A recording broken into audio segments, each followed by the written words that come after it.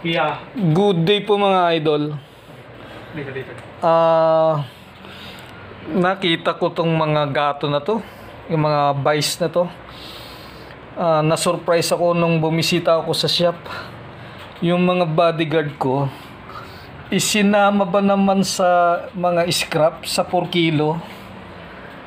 May sentimental value sa akin to mga idol. Bakit isinama nyo sa scrap yan, sa mga 4 kilo yung gato na yan, yung vice na yan? Hindi na raw po magamit, sabi ng mga bodyguard ko. Sige, pulutin nyo ulit yan. Kunin nyo at ayusin natin. Ayan pinaayos ko sa bodyguard natin mga idol. Yung in-scrap nila, magagamit na uli.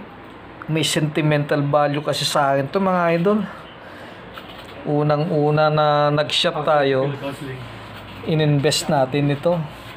So ibig sabihin, nabasag-basag na, nawala na yung mga ipin. Ayan bago po itong ipin na yan. Pinalagyan ko talaga sa bodyguard ko ng ipin. Yan, itong isang luma yung ipin na yan, pero ito bago. Ayan, pinalagyan ko rin ng mga ipin-ipin para parang original.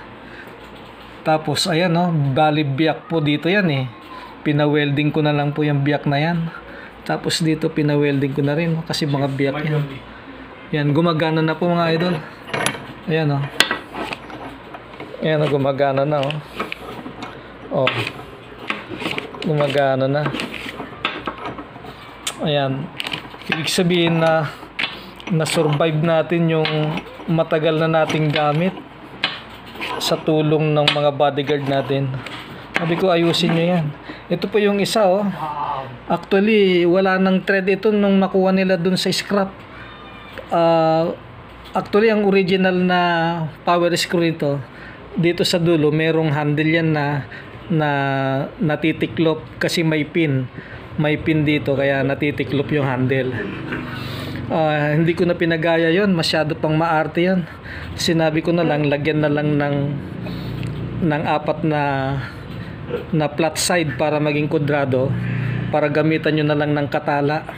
So ibig sabihin, bodyguard na lang natin na ang gumawa niyan mga idol. Sila na lang ang nagfabricate niyan. Ayan ayan ang pinabricate nila yan. Ayan. So swabe naman. Ayan swabe naman na pagka iniikot. Ayan swabe naman ang pagkakagawa ng bodyguard natin. Ayan, basag-basag din po yan mga idol. Basag dito, basag doon, basag doon. Totally na hindi na talaga magagamit. Nasa scrapan na nga ginank na nila.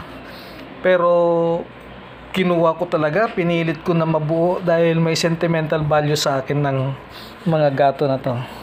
So ayan swabe naman po yung pagkakagawa nila.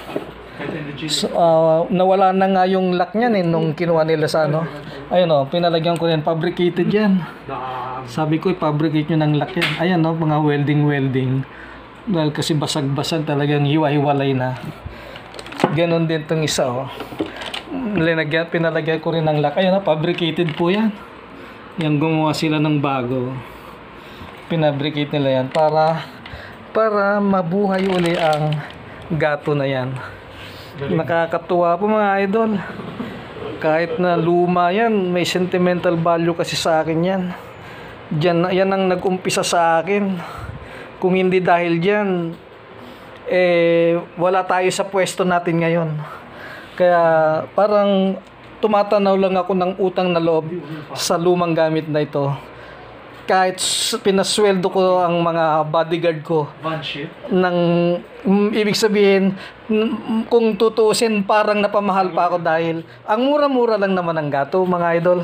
Pero hindi yun ang pinag-uusapan kahit na mahal ang pagkakaayos nito, ayos lang sa akin, nakakatuwa lang po.